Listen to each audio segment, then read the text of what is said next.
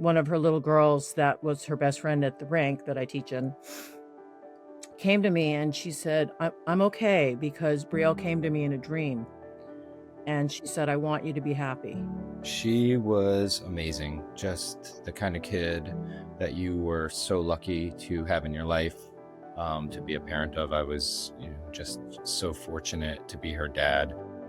Welcome back to Milan Magic, our show from USA Today Sports that will highlight all the athletes and their stories as they strive for gold in the 2026 Winter Olympics. I'm Brian Boitano, and you know my co-host, Christine Brennan. Today's episode is dedicated to the figure skating community and the families who lost loved ones on Flight 5342 1 year ago. Brian, this is a solemn episode for sure. And of course, near and dear to our hearts, yours in particular as an Olympic gold medalist, the sport that has been your life forever, and mine as someone who's had the honor of covering it. And of course, what we're talking about is the American Airlines Flight 5342, as you said, that the midair collision over DCA, Washington Reagan National Airport, on January 29th of 2025, in which 28 members of the skating community, athletes, coaches, and parents perished in that horrible collision.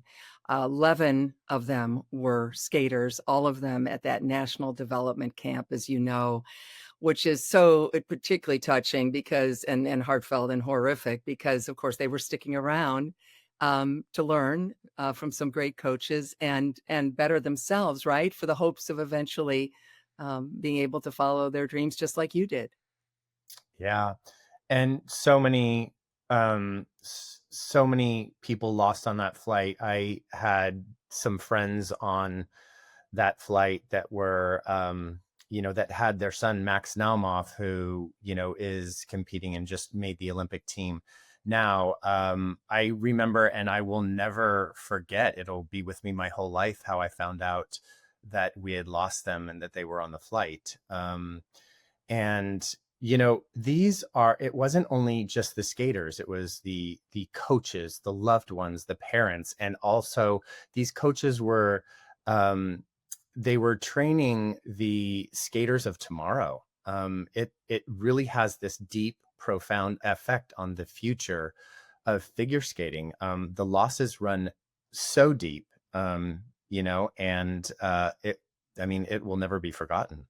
Well, and Max's parents, you actually toured with them, right? I mean, you've known them for a very long time. And I think you said when you look at Max, you see them, right?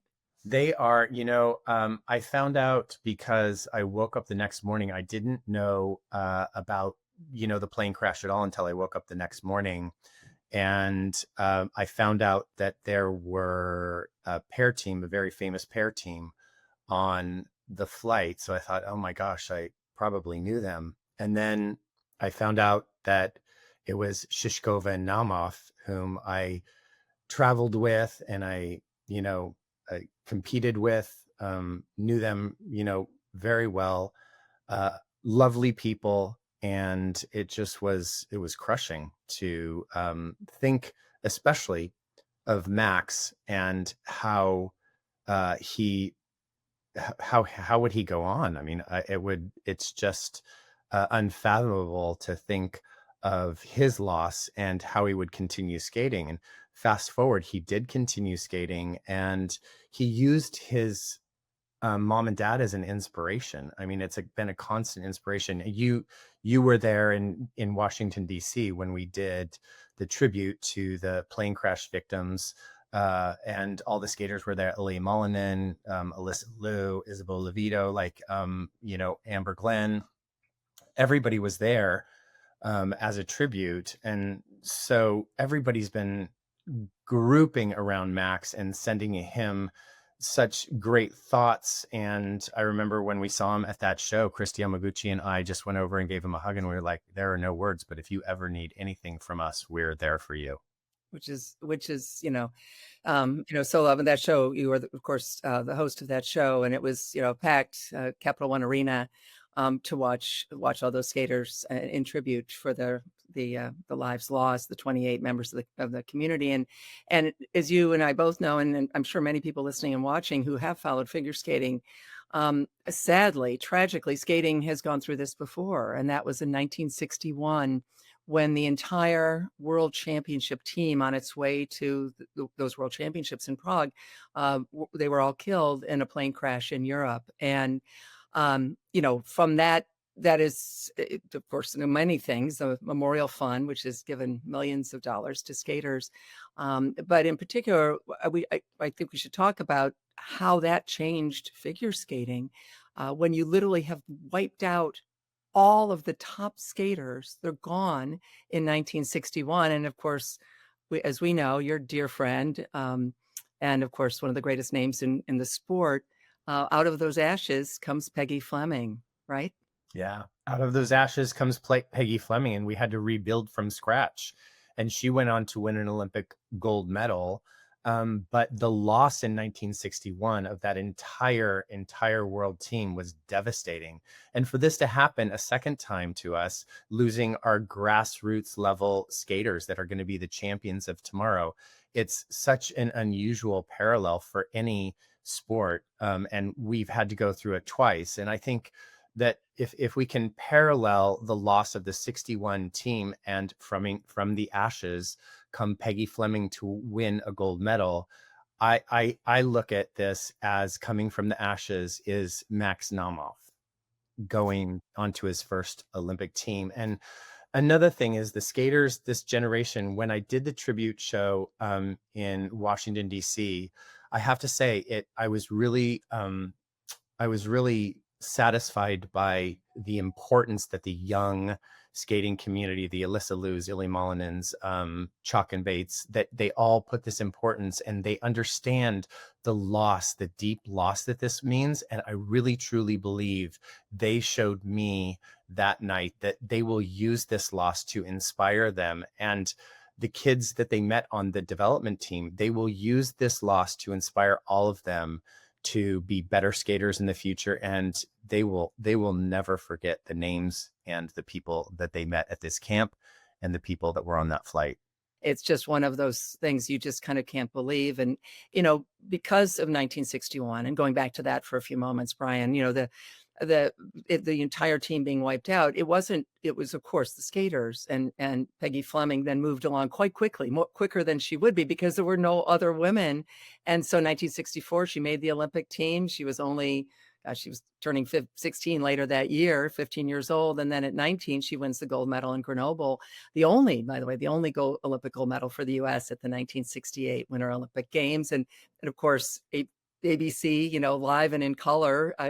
Peggy's chartreuse dress, that very, very famous dress. A lot of people were tuning their first color TV sets by Peggy's, the color of her dress. And, so Peggy Fleming, but the backstory, almost everyone probably in the country and the world has heard of Peggy Fleming, but that backstory and how she talks about her coach was on the plane, William Kipp. He was gone. And coaches that then came over, like John Nix and Carlo Fassi from Europe, because the top coaches were gone. And I even think of our friend Carol Heiss, of course, we've already had her on the podcast. And she woke up in the middle of the night and got a phone call and heard the news and she started screaming into the phone names of all of her friends, because she had just, of course, won the gold in 1960. And then this happened a year later. So going back to that, you would hear about that occasionally, even as a young boy in California, Yeah, right? absolutely. It was, I heard about the history everywhere. And talking about what you said about Peggy earlier, I don't know if she said this to you, but she said it to me. She's like, I felt the pressure of rising from the ashes, like the skating community. And she felt the pressure on her shoulders because she was, the next in line. And she actually said that she knew that she had to get better faster. She only had 3 years till she had to represent the United States and hopefully bring figure skating back. And she did that. Imagine the pressure on, like, you're not only going for gold, but you're like you're skating for not only the home team, but you're skating for the whole figure skating community and trying to build the next level on, for the future of the sport. I mean, that's an immense amount of pressure. And you know better than anyone, Christine, that the figure skating community is a small community, a tight-knit community, and we have each other's backs. So we as a group are very powerful, and we, including the power of supporting people, making them rise to the top. I mean, look what we've done. I mean, talking about Peggy Fleming, I mean, save figure skating. I mean, she saved it in a big way. I mean, just the way that she did it, the only Olympic gold medalist from Grenoble, she literally saved it single-handedly. And we as a community are here to support the future. We're here to support the Max Naumovs. And it's a group effort. And we send the information to all of those skaters that are coming up that we are behind you. I mean, the alumni, like talking about Chris Yamaguchi and me going behind, or standing behind Max and telling him anything that you need. That's everyone in the community, all the alumni, all the Olympic champions. Mentioning Max, and I think, clearly we'll be talking about him a lot on Milan Magic because of his, first of all, amazing athletic story to make the Olympic team. And then, of course, losing his parents, his coaches, of course, your dear friends, and Shishkova Naumov. And then, of course, being able to come back and make the Olympics, get that third spot on the U.S. team. He will compete, of course, in the men's competition in Milan in just, a few weeks. And who knows what they'll decide to do with the team competition. We did talk about that a little bit in our second episode with Ilya Malinin and how does that play out. But to see Max overcome it, it's like when sports, are good, they're great. And that moment that is a personal triumph for him. He was going to he quit, right? I heard he was quitting. I think all of us did. As you said, he was, he was at the memorial that you hosted, and it was so important and wonderful that you were there for him. But also that he was really deciding, should I even go on? Because his whole life was on the ice, and it was his mom and dad. And yet he decided, I'm going to go for the Olympic dream that he and his parents talked about. And then, of course, it succeeded. And at the Nationals, my colleague Jordan Mendoza had an opportunity to catch up with Max Naumov. Let's listen to that. The night before after the short, I sat in the chair and I literally stared at this picture and had a moment. It was 15-20 minutes of just wasn't even words specifically, but it was just a moment to have with them, to just be like, look how far we've come, to look what we've done, look at all the sacrifices we made, everything that we've been through, everything that we've planned, all coming to fruition, and tomorrow's the day to get it.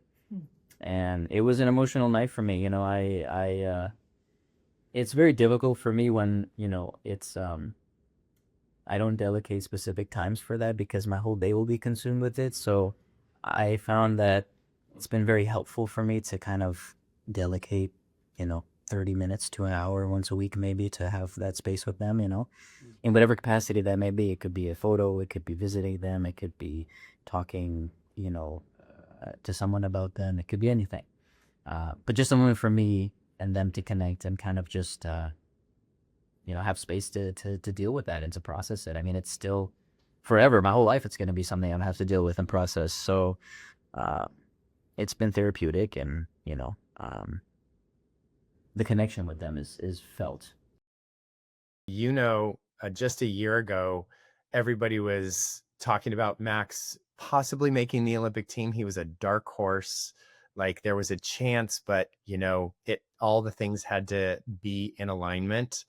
And we watched him through the year and going, God, wouldn't it be a great thing for Max to make the Olympics? And as things fell into place, fate came into play and he made the Olympic team. It's just magical.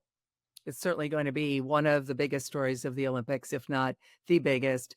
And he is, obviously, the way he spoke, as we heard in that clip, he has just matched the moment in his ability to understand the magnitude of it and how what it means to so many people who I'm sure he'll never meet. They'll never know him, but he is certainly showing them the way and of course helping to take a sport by the hand as well and work through all of this. And as we reach the 1-year mark of Flight 5342, we were fortunate to have one of the fathers of the skaters on the show, Andy Beyer. So let's take a listen to that. We've all seen, clips of Brielle, but can you tell us a little bit about what she was like? Oh man, she was amazing. Just the kind of kid that you were so lucky to have in your life, to be a parent of. I was, just so fortunate to be her dad. I mean, she was just special from a young age, just one of those babies that was always happy, learned things really quickly. I just remember at that time being so excited to get home from work every day to just spend time with her and play with her because she was just a bundle of joy to be around. She was extremely resilient. I'm sure you guys have heard that she was a cancer survivor, diagnosed when she was a young baby, had some really extensive surgeries that left her with residual nerve damage. But she fought through all of that, developed a passion for a lot of things. She had a passion for making friends and playing with other kids. She had a huge imagination. She used to play different things with different kids, but whether it was Barbies or any other kind of toys. She was a wonderful big sister that always included her brother when they played. They were 5.5 years apart. We had planned on having, maybe more kids closer together, but the uncertainty of the cancer diagnosis kind of made us hold back, which was difficult. And then as she developed in her skating and as she grew into nearing becoming a teenager, which she would have done, this past Sunday, January 18th would have been her 13th birthday. She just developed this sort of responsibility and self-actualization that was remarkable to me. She would put herself to bed on time so that she could wake up in the morning, do her skincare and get to the rink. Brian, the skating life. So she spent all day at the rink, every day. She worked hard. She was happy to be there, which is remarkable for some kids, right? Because it's so much work. She was extremely coachable, extremely athletic. She would grab me. I was her off ice trainer. She would grab me to go do off ice. She was an avid reader. She loved to sing. She loved to draw. After she died, I found in her desk, I'm in her room right now. I come here when I need to kind of feel her presence. I found, books of poetry that she wrote, books of songs she wrote. I mean, she just had this incredible inner world. Skating was a big part of it, but she was amazing in so many ways. Andy, you mentioned about her turning 13. You did something quite special on what would have been her 13th birthday. Do you want to share that with us? Yeah, I mean, so many people, she touched so many people's lives, her and my late wife did. And so for her 13th birthday, we did, a big celebration for her here at the house. We had a bunch of her friends from the neighborhood and from, people that she knew, and then a bunch of her skating friends and people that knew her through skating come over. We did a birthday cake for her. We did a moment of silence when we lit the candle there.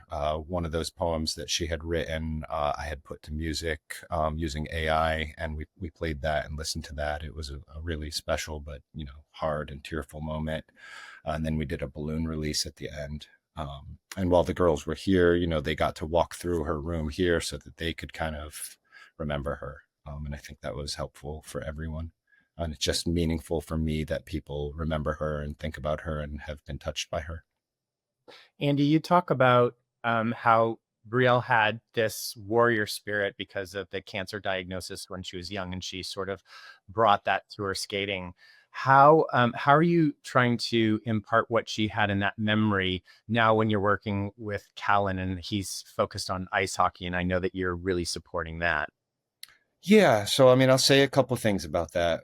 And it's not just with ice hockey. I do try to have him remember how his sister and his mom were. And I try to use Brielle especially as a paragon, for Brielle was able to do this, if there's something hard in his life, Brielle pushed through this, she was able to get through it. And she would love for you to do it too.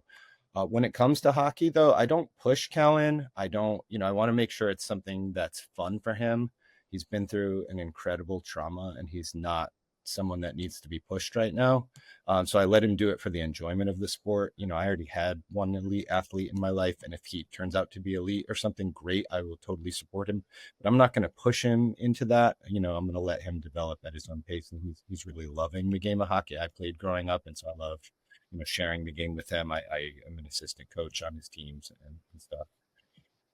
So it's really more framed as, Brielle was able to do this, and she knows you could do it too, that kind of thing. And I think that's really helpful for him to hear, but not in a way that makes him feel pressure.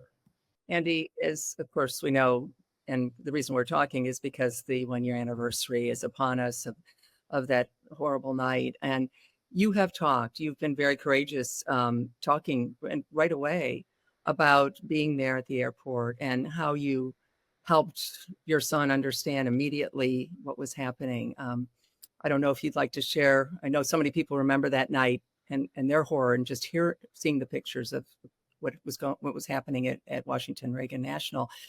If you'd like to share any of that and how you somehow were able to, keep yourself together for your son. That was the worst night of my life. I wouldn't say that I kept myself together. I really went into shock that night, and I had the support of particularly Brielle's figure skating coach. One of her coaches, Calais, and his wife Giovanna picked me up from the cell phone waiting lot that I was waiting at by the river there when I kind of figured out what had happened. I figured it out very early on before there were anything official, and I had told Callan, and we really had this moment of crying together for a while. And then I kind of started to shut down. I couldn't figure out what to do. So he came and picked me up and took us to the airport. His wife or him drove the car, and parked it for us there at the airport. And then we went into the airport lounge. And really, I focused on getting him to sleep that night. And then we just waited for news until 3 or 4 in the morning. And it was, obviously it wasn't going to be good news. If it was going to be good news, they would have told us updates along the way. So I had already known what was coming, but it was just a state of shock and survival. I wouldn't say that I kept it together in particular, but it's just a hard night. And I guess because it was so late, he just crashed and went to sleep. Well, we are so thankful for you sharing a few minutes of your story. Is there anything else you would like to tell our listeners or viewers about Brielle, about your daughter, and just as you think about her now on this terrible 1-year anniversary, that very tragic day? Yeah, what I'll say is what I said at the beginning. I feel really fortunate and lucky to have had her in my life. I will never forget her. She touched me in a way that has changed me, forever. She's made me a better person. She, through the cancer diagnosis and then ultimately through losing her, she showed me, what really is meaningful in life. And it's really the people that you love. And I loved her so much, and I still love her, and I miss her. Well, Andy, she will always be in our memories and our thoughts, and especially now with U.S. Figure Skating starting the National Development Team Legacy Fund, she will always be a part of U.S. Figure Skating and a part of our memories, and we will always have her in our thoughts and prayers. Thank you so much for being with us. I appreciate that. Yeah, it was her life's dream to make that team, and I was so glad that she had accomplished that. She, I can show you here, but she set out Post-it notes for herself with her goals. This was hers from last season, and she had achieved every single one of her goals there. And her next Post-it note here was, do well at NDC, the National Development Camp, which she had done. She never got to check it off, but then to land a clean, triple Lutz, triple toe, which she was well on her way to, and may have even done it there at camp, from what I heard. So she was just an incredible kid. And I appreciate that you guys remember her. I still have that National Development Team jacket that they sent me because, unfortunately she died wearing hers on the airplane. Andy, thank you. Brian and I are just so honored to speak with you, and of course we're thinking of you, as Brian said, and we so appreciate your time and the opportunity to hear about your wonderful daughter, and of course your wife as well. We certainly are so sorry for your loss. Yeah. Thank you, Christine. Thank you, Brian. As we've noted already in this show, this tragedy has affected so many in the figure skating community. We had a chance to talk to one of the coaches who worked with several of those young skaters. Audrey Wisiger, Olympic coach, the founder and president of Grassroots to Champion, a fixture throughout the skating world, and of course, especially in the Washington, D.C. area, as co-owner with your husband of Fairfax Ice Arena for decades, and a great skater yourself in your day. You coached 4 of the young skaters who were on that plane: Olivia Eve Tur, Brielle Beyer, Corey Hanos, and Eddie Jo. Would you talk a little bit about each one? Tell us about those wonderful young skaters. Well, they were each very special and unique, and I had the privilege of teaching them from a very young age. They grew up at my rink in Fairfax, and I'll start with Brielle. She was this little sprite that motored around the rink, and she was unstoppable. And this was during the pandemic, and so she would come fully masked up, and we would work for maybe an hour on the ice, and then we would spend about another 45 minutes off ice. And one of her favorite things was being in the off ice harness, which is what you use to rotate. And so the kid would jump up and I would get them to spin like this. And she was so tiny, I could one hand her and she would Peter Pan around the room. We used to call it Peter Pan. So she loved that. And that was her reward for paying attention and doing a good job.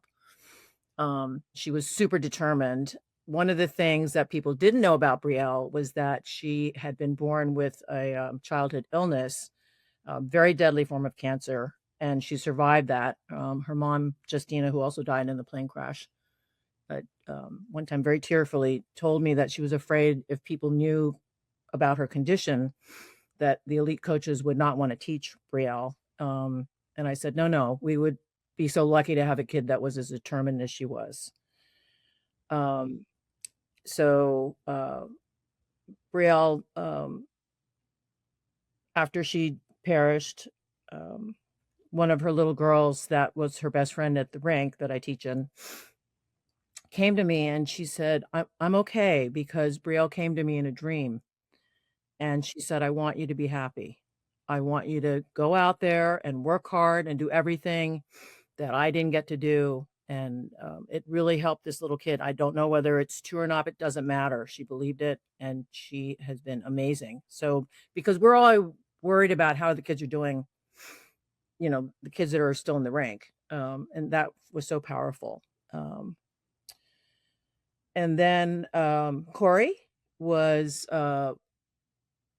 kind of a recreational skater that decided to get more serious. All these other kids had main coaches. I was sort of like, I call myself the grandma coach. And right before they went to the National Development Camp, Corey achieved his triple axel. And Corey and his sister, Emily, they were adopted by Roger and Stephanie. So Corey and his 2 parents, they also died in the plane crash. And Emily's in college. And I guess she's doing well. It's really amazing. Then there's Olivia, who I met a little bit later. She was a little older. She was probably 10, maybe 9. And she was coming from Mount Vernon. She lived over towards Maryland and would come all the way over from that area for lessons. And again, so determined. She worked and worked and worked and eventually got triple jumps. And it's just incredible that she got to that level. She was my last lesson with those kids before they went to Kansas. And she told me, she said, Coach Audrey, this is the biggest moment of my life. I've been working for so long to try and get to this camp. She was working on her triplets, and we worked and worked, and she said, I'll make you proud. So that was really difficult. And then, of course, Eddie.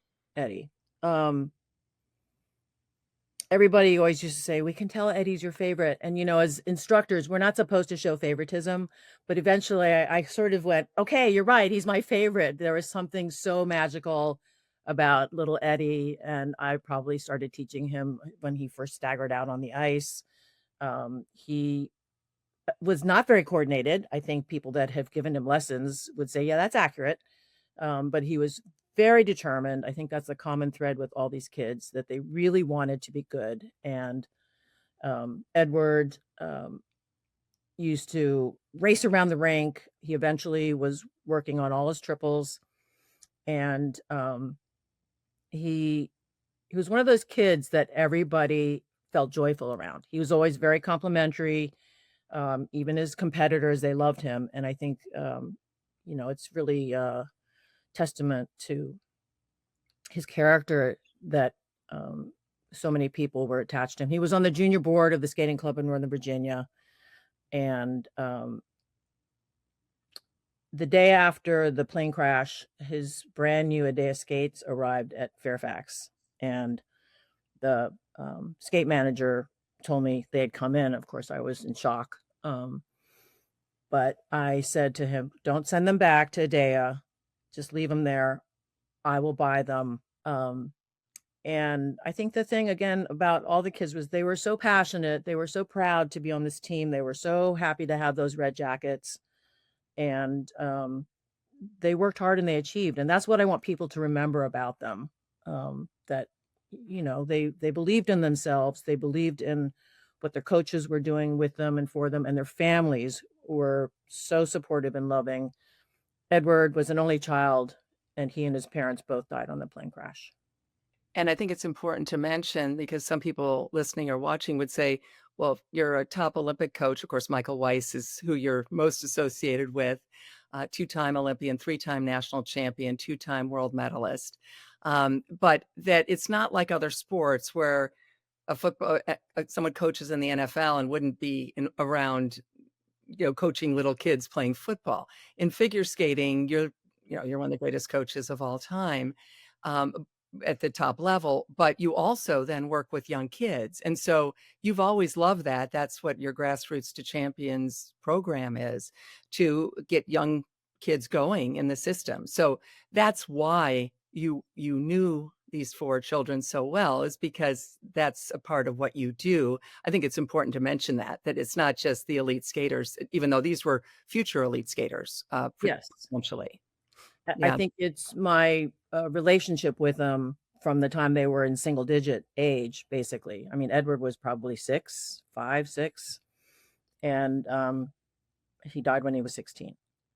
So we were together in that journey. And to see them grow, and not just as great little athletes, because that's always, important because they're applying themselves so much, but also as people.